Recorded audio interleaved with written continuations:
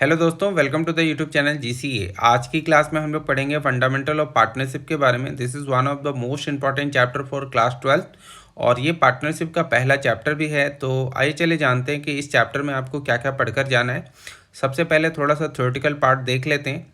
अगर theoretical part की बात करें तो सबसे पहले आपको डेफिनेशन पढ़ना है और डेफिनेशन भी as per section 4 of the Indian Partnership Act 1932 में जो डेफिनेशन गिवन है वही आपको पढ़ना है, जिसमें लिखा हुआ है कि partnership is the relation between persons who have agreed to share the profit of a business carried on by all or any of them acting for all. यहाँ पर जो अंडरलाइन किया हुआ है वो उसके फीचर्स हैं, जैसे रिलेशनशिप बिटवीन पर्सन्स, उसके बाद agreed share the profit and business, तो और उसके बाद एक म्यूचुअल एजेंसी भी होगा जो हम लोग आगे देखेंगे। फिर उसके बाद जो टॉपिक है वो ये है कि पार्टनर किसको कहते हैं और फर्म किसको कहते हैं। तो इसके लिए आप ये लाइन बहुत आसानी से याद कर सकते हैं, ये थ्योरेटिकल क्वेश्चन या फिर ऑब्जेक्टिव क्वेश्चन में आएगा। इसके बाद जो अगला टॉपिक आपको ध्यान रखना है वो ये है कि पार्टनरशिप के क्या क्या फीचर हैं। तो ये टोटल 5 फीचर हैं पार्टनरशिप के, जैसे एसोसिएशन ऑफ पर्सन, उसके बाद एग्रीमेंट हो गया, उसके बाद शेयर ऑफ प्रॉफिट हो गया और बिजनेस, एंड देन लास्ट में है म्यूचुअल एजेंसी। यहाँ पर एसोसिएशन ऑफ पर्सन में आपको ये ध्यान रखना है कि मैक्सिमम कितने पार्टनर हो सकते हैं, इस पर अक्सर क्वेश्चन आता है।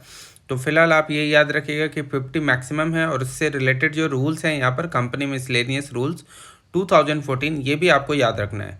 इसके बाद एग्रीमेंट होते हैं, तो ओरल एग्रीमेंट अच्छा है या रिटन एग्रीमेंट अच्छा है, इसके ऊपर क्वेश्चन आता है, तो उसको हम लोग यहाँ पर अभी समझ लेते हैं। प्रॉफिट का शेयर होना एंड बिजनेस का होना और म्यूचुअल एजेंसी तो आप बुक में थोड़ा सा पढ़ेंगे तो आपको समझ में आ जाएगा। फिलहाल हम लोग एग्रीमेंट के बारे में देखते हैं। एक पार्टनरशिप को क्रिएट करने के लिए एग्रीमेंट का होना जरूरी है। एग्रीमेंट का मतलब आपस में कुछ बातें तय होनी जरूरी है। ये एग्रीमेंट ओरल भी हो सकता है और रिटन भी हो सकता है। अगर पार्टनरों के बीच में एग्रीमेंट रिटन फॉर्म में है तो उसको हम लोग पार्टनरशिप डेट कहते हैं। अब क्वेश्चन एग्जाम में ऐसा बनकर आता है कि कौन सा एग्रीमेंट अच्छा है, कौन सा ऐसा एग्रीमेंट है जो कोर्ट में वैलिड एविडेंस है। तो आप ये ध्यान रखिएगा कि जो रिटन एग्रीमेंट होगा, यानी कि अगर पार्टनरशिप डीड है तो उसी को कोर्ट में वैलिड एविडेंस माना जाता है और ओरल एग्रीमेंट को कभी भी कोर्ट में एज ए एविडेंस पेश नहीं किया जा सकता। तो इससे रिलेटेड कुछ क्वेश्चन आपको थोड़ा सा बनाकर दे सकते हैं केस स्टडी की तरह, तो इसको आपको ध्यान रखना है। फिर जो क्वेश्चन आता है वो ये है कि पार्टनरशिप डीड में आखिर लिखा क्या होता है। तो पार्टनरशिप डीड कहते किसको हैं, ये आपको याद हो गया होगा। अगर पार्टनरों के बीच में एग्रीमेंट रिटन फॉर्म में है तो उसको हम लोग पार्टनरशिप डीड कहते हैं। तो सिंपली उसमें क्या लिखा होगा, तो पार्टनरशिप के जितने भी डिटेल बातें हैं उनको लिखा होगा। इसके बाद जो अगला टॉपिक है वो ये है कि सेक्शन 13 आपको पढ़ना है, जिसको ध्यान रखना है। और इसमें कुछ 5 बातें हैं जो प्रैक्टिकल क्वेश्चंस करने में आपको बहुत हेल्प करेगा कि अगर पार्टनरों के बीच में एग्रीमेंट नहीं है तो इन 5 बातों का फैसला जो है एज पर सेक्शन 13 होगा।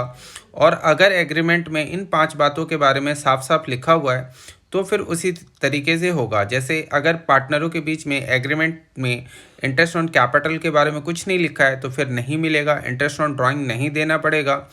किसी भी पार्टनर को अगर उसने पार्टनरशिप फर्म को लोन दिया है तो उस पर इंटरेस्ट 6% तक ही मिलेगा। एंड उसके बाद सैलरी या कमीशंस किसी भी पार्टनर को नहीं मिलेगा और प्रॉफिट एंड लॉस का जो शेयर है वो इक्वल ही रहेगा। जो अगला टॉपिक है वो है क्या पार्टनरशिप फर्म का रजिस्ट्रेशन कराना अनिवार्य है। पार्टनरशिप फर्म का रजिस्ट्रेशन कराना अनिवार्य नहीं है, पार्टनरों की अपनी इच्छा है कि वो पार्टनरशिप फर्म को रजिस्टर्ड कराए या ना कराए। केवल इस वजह से कोई भी पार्टनरशिप फर्म इलीगल नहीं होता। और अगर पार्टनरशिप फर्म को रजिस्ट्रेशन कराना है, रजिस्टर्ड कराना है, तो सिंपली पार्टनर्स रजिस्ट्रार के पास जाना होता है। तो ये क्वेश्चन थोड़ा बहुत पूछते हैं। और जो लास्ट टॉपिक है थ्योरेटिकल वो ये है कि पार्टनरों के क्या राइट्स हैं और क्या ड्यूटीज़ हैं। तो ये कुछ राइट्स एंड ड्यूटीज़ हैं जिसको आप सिंपली याद कर सकते हैं और इसमें से एटलीस्ट आप 4 याद कर लीजिएगा। इन चारों को अगर आप 4 मतलब राइट्स 4 याद कर लीजिएगा एंड ड्यूटीज़ को भी 4 आप याद कर लीजिएगा तो काफ़ी है। फिलहाल तो 6 दिया हुआ, तो 6 अगर याद हो जाए तो और अच्छा है। तो हो सकता है कि थ्योरेटिकल क्वेश्चन में आ जाए कि क्या राइट्स हैं और क्या ड्यूटीज़ हैं, ये आप बताइए। अब जो इसके बाद अगला टॉपिक है वो प्रैक्टिकल पोर्शन की ओर बढ़ते हैं, जिसमें सबसे पहला प्रैक्टिकल पोर्शन आपको ये पढ़ना है कि पार्टनरों के बीच में प्रॉफिट एंड लॉस को कैसे करके बांटते हैं। तो इससे रिलेटेड एक क्वेश्चन छोटा सा देख लेते हैं, फिर बाकी हम लोग नेक्स्ट क्लास में करेंगे। जैसे कि मान लीजिए मिस्टर ए एंड बी हैं जो पार्टनर हैं, इनकी प्रॉफिट शेयरिंग रेशियो 3:2 है और इन्होंने जो प्रॉफिट कमाया है मिलकर वो 80,000 कमाया। तो तो इसको ये लोग कैसे करके बांटेंगे, तो इसमें सबसे पहले आपको सम ऑफ रेशियो करना है। जैसे 3:2 गिवन है, 3:2 गिवन है, तो 3 + 2 कर लीजिए, तो आ गया 5।